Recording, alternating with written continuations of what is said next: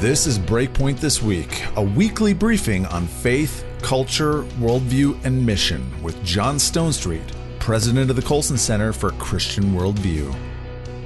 Well, welcome to Breakpoint This Week. John Stonestreet here along with Warren Smith. I want to start, Warren, with just a tragically sad story, and it seems like it hit and impacted just an awful lot of people, as it should. I mean, whenever we hear stories like this, there's been an epidemic of suicide in America for quite some time, and it's recently, I think, undergone a spike of sorts, certainly in my state of Colorado, and then every once in a while there's a specific example of that, and this time it had to do with a young pastor with a young family.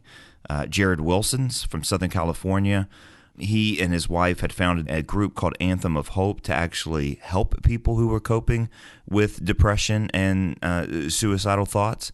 And the story, in a sense, reminded me a lot of a pastor that took his own life 3 or 4 years ago, named Bill Lentz, up in Wisconsin. And that's a church, large church for that area, a church that I had preached at a few times. Just a wonderful, wonderful guy was Pastor Lentz. Also a guy who had dedicated at least a part of his ministry to actually helping those who were depressed and experiencing suicidal thoughts. And here you have another story, only, Jared was just at the beginning of his life and ministry. Bill had been doing this for 30 or 40 years. But this one really hit home with an awful lot of people, and just a tragic situation. Well, it is a tragic situation, and I think you've already highlighted at least a couple of the reasons why it hit home for so many. One was because he was so young and he had a beautiful young family, and number two, because he had specifically been speaking out about mental illness, and a lot of times people who talk about issues like this, and he was certainly in that category. He had been transparent about his own struggles with depression as well, so I think that made it particularly poignant. And in this particular case, too, you mentioned Bill Lentz and sort of the prominence of his church. Jared Wilson was associated with perhaps one of the most prominent churches, not just in the region, but in the country. Harvest Christian Fellowship, of course. Many people know Greg Laurie, a famous pastor who does the Harvest Crusades, Harvest Outreach stadium events around the country. That he's the senior pastor and sort of the founder of that Harvest Christian Fellowship constellation of churches. And Jared Wilson was a rising star within that constellation of churches. So one of the questions that we have to ask is, a lot has been said when it comes to a pastor having a moral failing, that there's really no place for a pastor to go. How do we keep a pastor accountable? Is this part of that story as well? Well, I think it is, at least in part. I don't think it's the whole story, but yeah, when pastors have a moral failing, they've got no place to go to talk to folks about this, to get counseling and therapy. They become sort of a persona non grata or an outcast, if you will. But I think to a lesser extent, or at least in a somewhat different way, I don't want to say to a lesser extent, but in a different way, that is the same thing with mental illness as well. Mental illness is not a moral failure. It is a disease that's difficult to talk about out loud with folks that might have the power of the purse over you, if I might put it that way, with those, in other words, who could hire and fire you, with those who are evaluating your job performance, even with people in your congregation. So it's really hard for pastors to find ways to talk about these kinds of issues that don't have some pretty serious and negative career consequences for them. And I think that what that causes our pastors to not talk about them, and then the problems just get worse and worse, because that's one of the things about suicidal depression is this pervasive feeling of aloneness, of isolation, and being able to talk about it, being able to get help makes such a big difference just the process of getting help. And their inability to do that likely contributes to the problem. Yeah, there's a culture in which mental illness itself in the church is not adequately being addressed. And this is something that, Ed Stetzer and I used to talk a lot about. And Ed, of course, wrote a terrific piece in Christianity Today reflecting on the suicide of Jared Wilson. And we'll link to that at breakpoint.org. Just click on the homepage there on that button that says resources mentioned on the radio and podcast to read Ed's piece, which was widely shared and rightly so. But even in the church more broadly, and Rick Warren's wife, Kay Warren, has done a lot to try to rectify that situation. Mm-hmm. There's been advances that certainly have been made, and it seems to me that there are pockets of examples in which the church is rising to the occasion as it should. Not only addressing it within the walls of the church, but being a resource to the community. We're seeing that actually in Colorado Springs, which is really an amazing thing. That Colorado has a distinctly high suicide rate. I think we're number 2 in the country. And the schools here, in many ways, have actually invited the church in because churches have gone out proactively seeking training and becoming advocates with students who are struggling with depression, being able to identify maybe students who are headed down the wrong path in that regard, and then being able to reach out. And that's a good sign, in the midst of this chaos.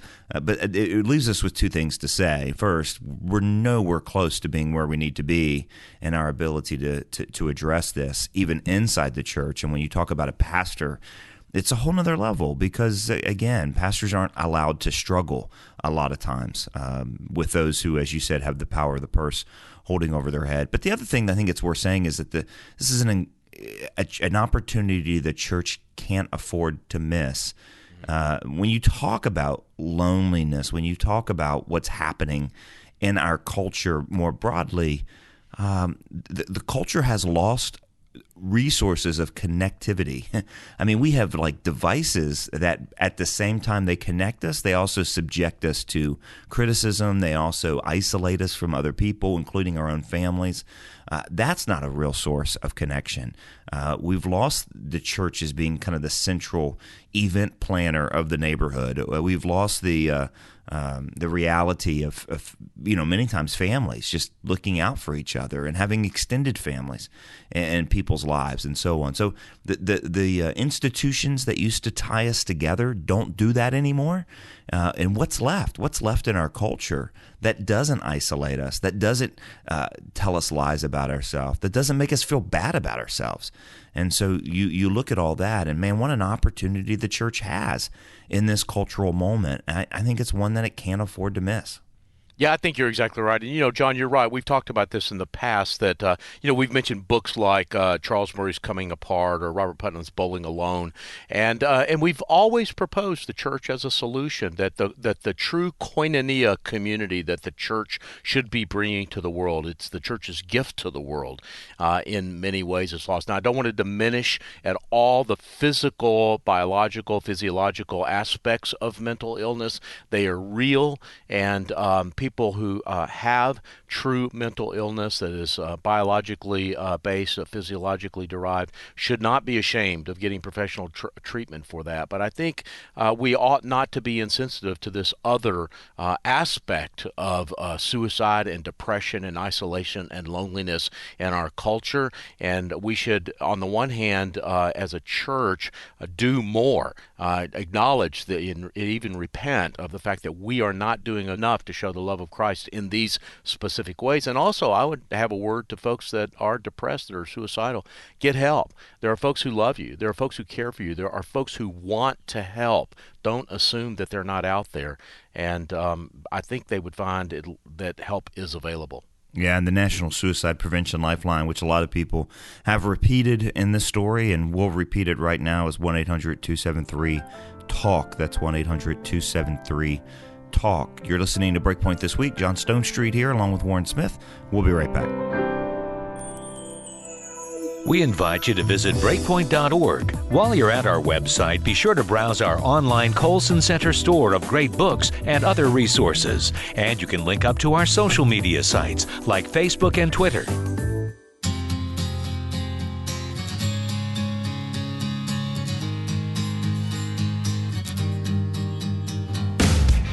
Well, we're back on Breakpoint this week. John Stonestreet here along with Warren Smith. Warren, I want to go to a story out of New York, which caught a whole lot of people by surprise. In fact, if you just saw the headline in the New York Times, you'd think, did I get transported to Bizarro World, which is that right. famed world where everything is backwards, where the City Council of New York City has actually announced, in fact, one of their gay council members is the one who announced it, that they are moving quickly to end their ban on conversion therapy. Let me say that again. To end the ban, not promote the ban. The ban's been there for a while.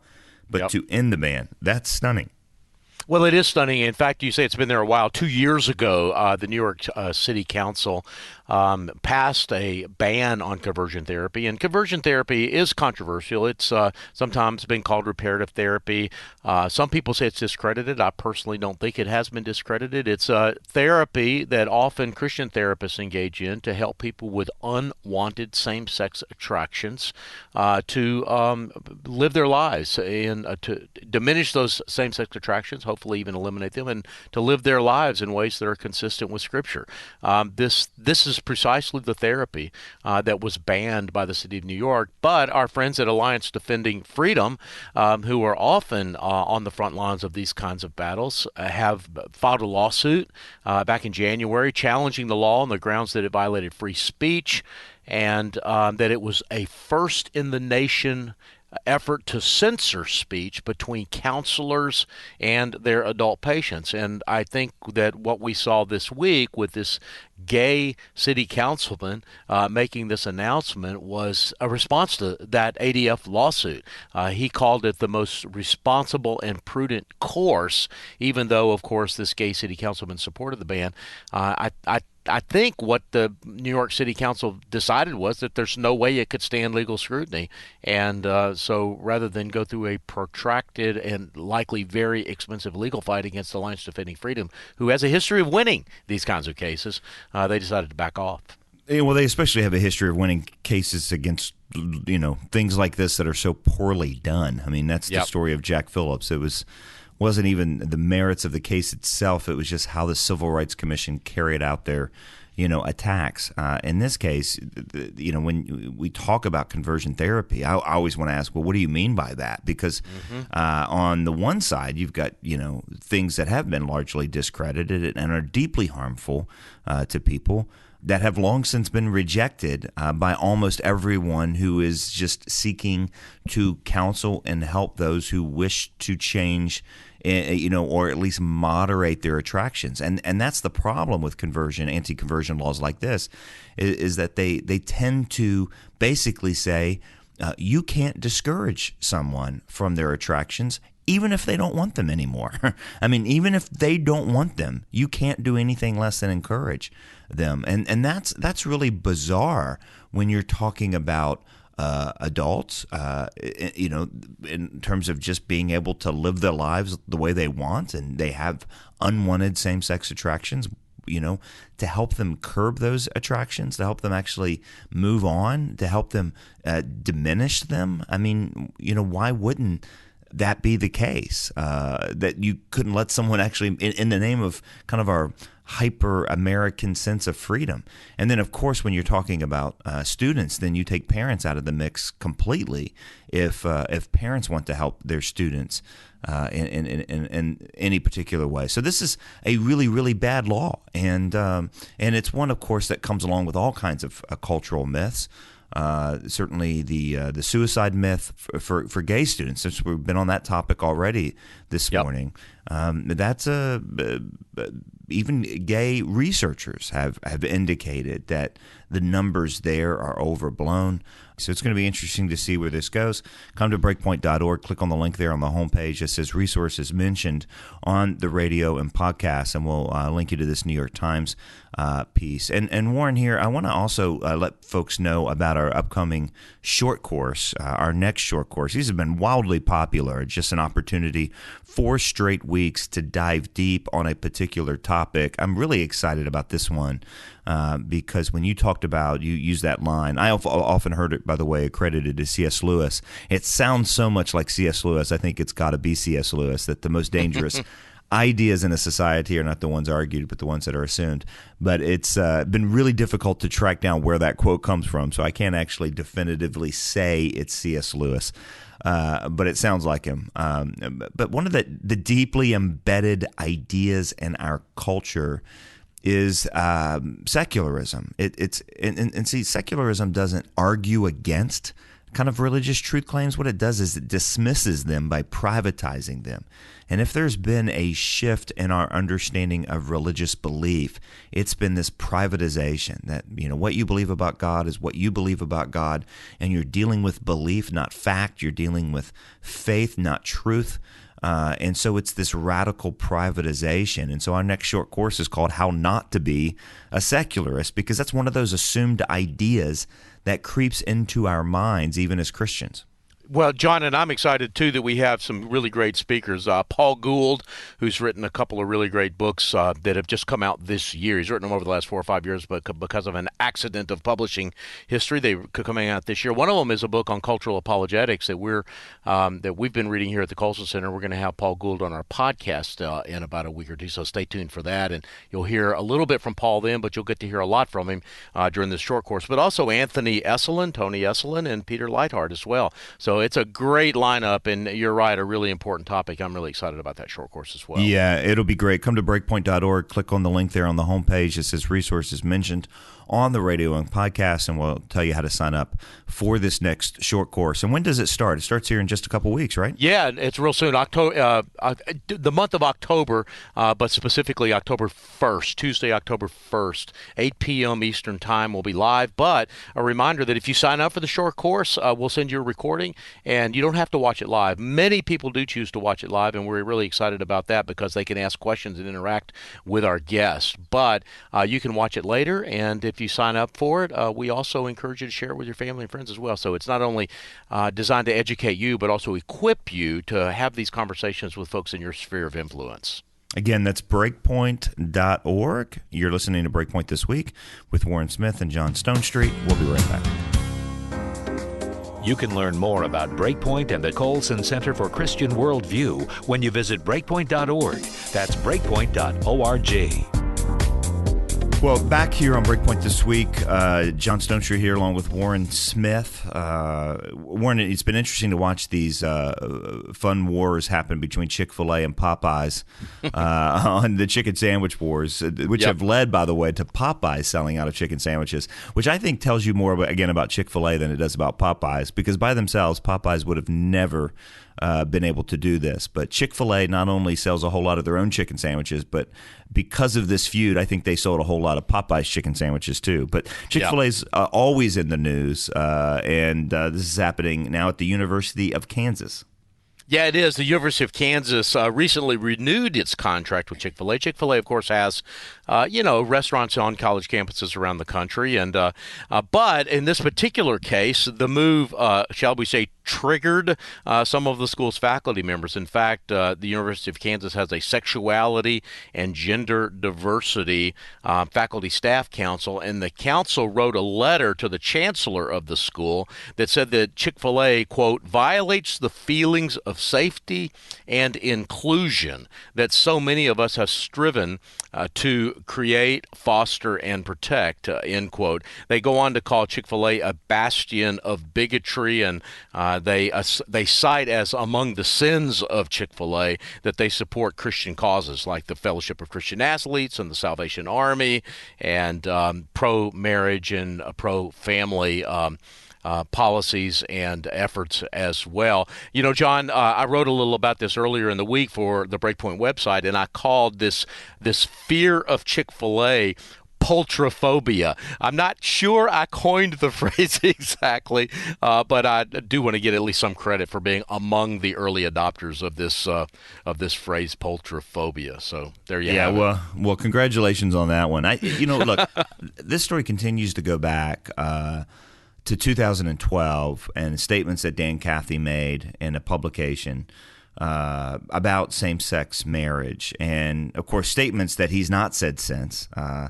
He's no longer, I believe, the president of Chick-fil-A. Is he? Is Dan Cathy still the president of Chick-fil-A? I think the family, by and large, has moved to different roles. But anyway, I'm not sure about that.